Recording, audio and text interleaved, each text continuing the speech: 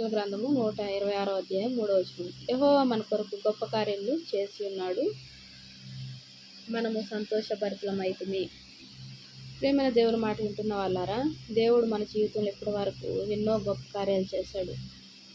అయ్యో, నా జీవితంలో ఏ కార్యం జరగట్లేదు, నాకు ఏ ఉద్యోగం రావట్లేదు, నాకు ఏమి జరగడం లేదు అని నిరాశ నిస్పృహతో ఉన్న మన జీవితంలో, అప్పులు తీరడం లేదు, అలాగే ఆర్థిక ఇబ్బందులు, స్థితిగతుల్లో మార్పు లేదు, పరిస్థితులు అలాగే ఉన్నాయి అని సతమతమవుతున్న మన జీవితంలో దేవుడు గొప్ప కార్యాలు చేశాడు.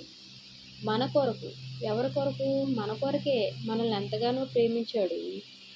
ఆయన యొక్క ప్రియకుమార్ని లోకానికి పంపించి సిలువలో కార్చిన ఆ రక్తధారల ద్వారా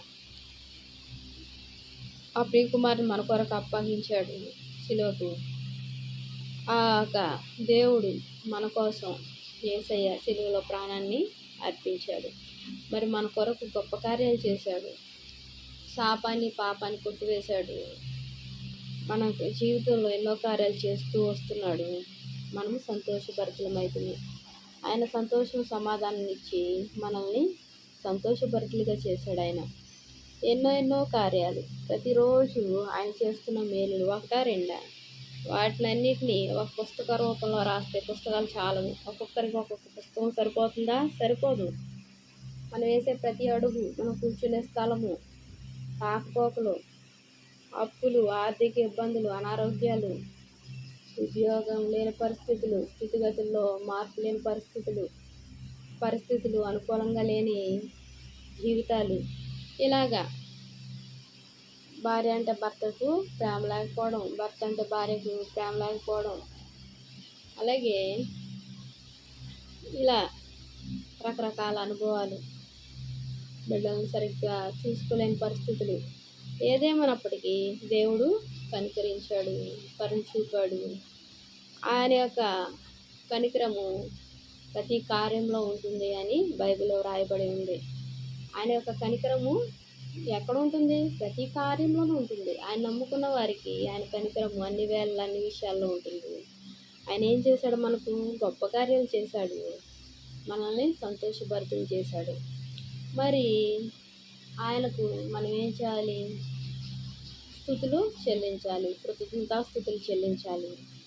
ఆయన నిత్యము మనం పూజించే వారంగా ఉండాలి.